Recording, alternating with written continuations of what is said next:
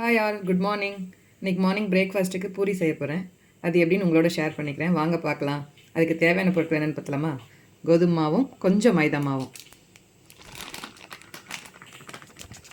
நீங்கள் வேணால் வெறும் கோதுமை மாவில் கூட செய்யலாம். உங்களுக்கு தேவையான அளவுக்கு எடுத்துக்கோங்க. நான் 2 கப் கோதுமை மாவு எடுத்துருக்கிறேன். 1 கப் மைதா மாவு எடுத்துக்கோங்க. நீங்கள் வேணால் மைதா மாவு அவாய்ட் பண்ணிக்கலாம், கோதுமை மாவுலேயே செய்யலாம்.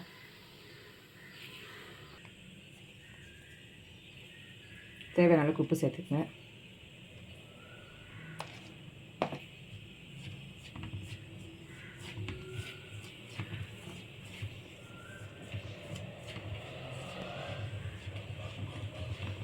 கொஞ்சம் கொஞ்சமாக தண்ணி ஊற்றி மாவை பிசைஞ்சு எடுத்துக்கோங்க.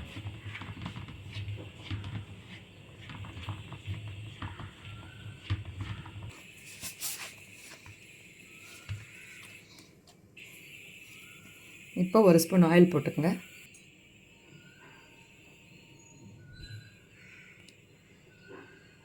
போதும். இது கையில் இந்த மாதிரி ஒட்டாமல் இருக்கிறதுக்காக தான்.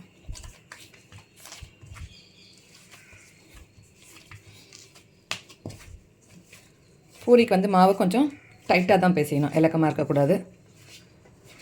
அப்போ தான் எண்ணெய் பிடிக்காமல் வரும்.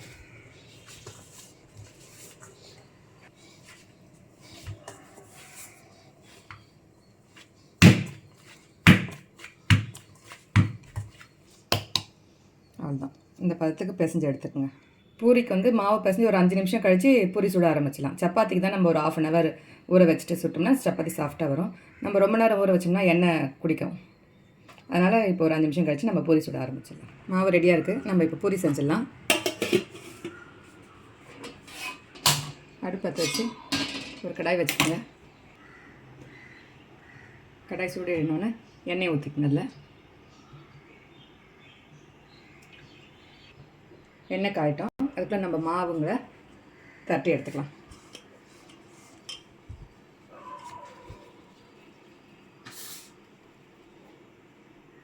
குட்டி குட்டி பால்ஸ் மாதிரி ரெடி பண்ணிக்கிறேன். குட்டி குட்டி பால் உருட்டிட்டு மாவில் இந்த மாதிரி டிப் பண்ணி எடுத்துக்கோங்க.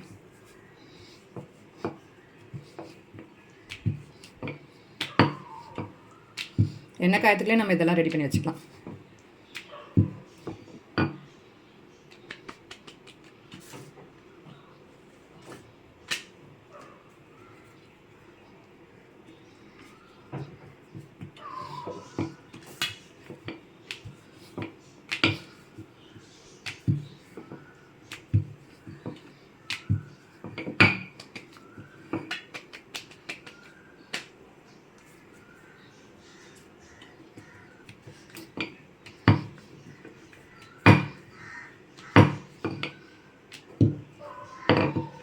இந்த மாதிரி பண்ணிவிடுங்க. மாவு இருந்துச்சுன்னா உதிர்ந்துடும் கீழே, இல்லைனா எண்ணெயில் போயிட்டு கருப்பாக வரும்.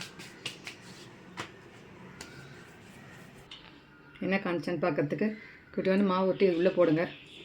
அது மாதிரி வந்துச்சுன்னா என்ன காஞ்சின்னு இருக்கும்.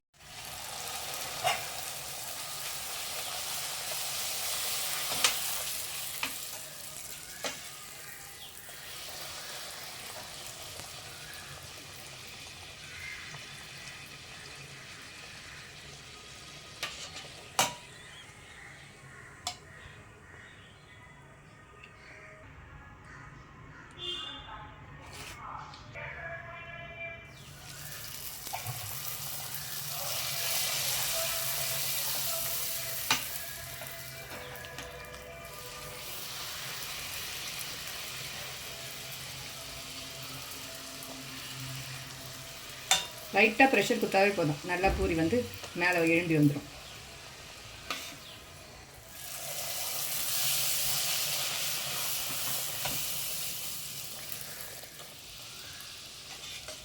நல்லா சாஃப்டாக இருக்கும் பூரி.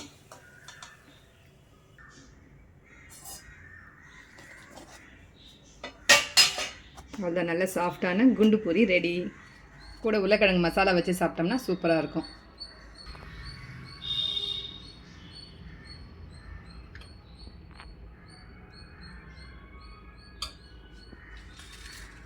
பூரி உருளைக்கிழங்கு மசாலா தான் இன்றைக்கி எங்கள் வீட்டில் மார்னிங் பிரேக்ஃபாஸ்ட். வாங்க சாப்பிட்லாம். இந்த வீடியோ உங்களுக்கு பிடிச்சிருந்தா லைக் பண்ணுங்கள், கமெண்ட் பண்ணுங்கள், ஷேர் பண்ணுங்கள். மறக்காமல் சப்ஸ்கிரைப் பண்ணி எனக்கு சப்போர்ட் பண்ணுங்கள். தேங்க்யூ.